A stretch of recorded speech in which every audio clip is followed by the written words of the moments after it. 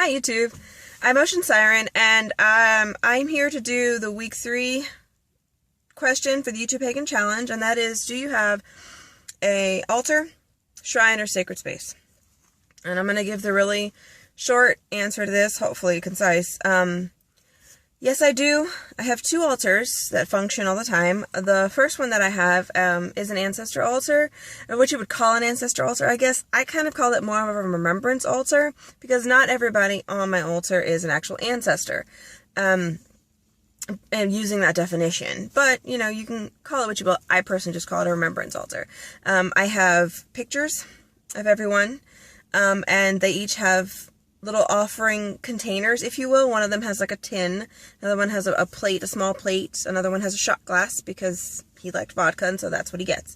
I'm not going to show you that altar because I asked out of respect, obviously, and I got mixed responses. And so because of that, since I'm more of an all or nothing kind of person, I decided that I wasn't going to show that one to all of you.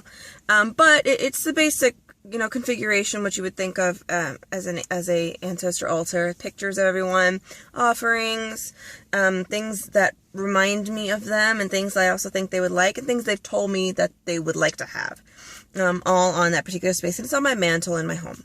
The other altar is more of a house altar. It's really simple. My entire practice is simple. And so I don't keep a lot of stuff. On my altars, it is on my dresser. So I have the typical dresser altar, but I like it. I have a pentacle that I made forever ago.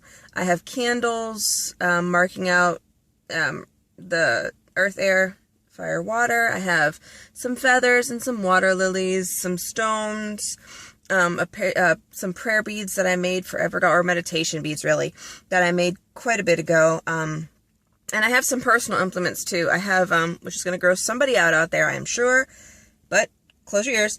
I have my wisdom teeth on my altar in a little box. It's about that big. A little box that has a little fairy on the top. It's a very cute little box. I love that box. But my wisdom teeth are in there, and I also have hair, because I do a lot of work with hair. And I'll do another video about that. What else do I have on that altar? I have a stone bowl, it's a fluorite bowl that I have a money spell in, and I also have offering shells. Some people use, you know, bowls and whatever. I use shells. That's my thing. What else do I have on there? I think that's about it. I don't have an altar cloth. I do have a representation of the goddess, and that is the goddess of Willendorf for me. I do not have a representation of the god because I haven't stumbled across one yet, but I will, I'm sure. It's been a while, but I will. I feel like that's coming around soon. What else now? Yeah, I think that's it. That altar really, my altars are not complicated. I don't have a lot of things. As a matter of fact, at one point I did have a lot of things and a lot of clutter, and something just told me to clean it, and I cleaned it all off. And then when I started putting things back on, I got to a point and went, yep, that's it. Something was just like, yeah, this is all we need, thank you. And I moved on. I have an incense burner and the simple things, and that's the end of it. I will show a picture of that altar after this video. The reason that I'm not showing it to you in the flesh, if you will, at this moment is because there's a working going on it, and I need that working to rest. I need that working to really focus and really be there. So I don't want to show it on camera right now, but I do have pictures, and I will show them to you after all of this. So, yeah, there's my altar thing. Now, sacred space is, for me, is everywhere. My car is sacred space. I do a lot of work and to make sure that, you know, little implements and things to make sure that my car really follows the idea of sacred space. Same thing in my house. Inside my house, outside of my house. Anytime that my feet touch the ground, I feel like I'm on sacred ground. I feel like sacred space is an inside thing. My mind is sacred space to me. For me, I feel like what I touch at any time with enough energy and enough intention, it can be sacred space. So I feel like sacred space is a mobile thing. It's a fluid thing. Just like a lot of, that's kind of the way I think. I'm beginning to believe everything for me is fluid. And I feel sacred space is the same way. It's a fluid thing. You can touch something and put intention in it, put energy into it, put that love and that feeling into it and make it sacred space.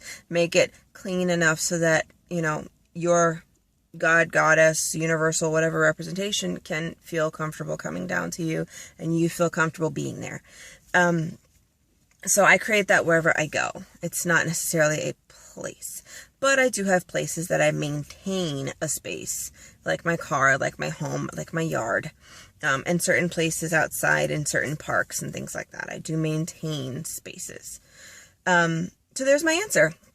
I will put the picture at the end of this so you guys can see.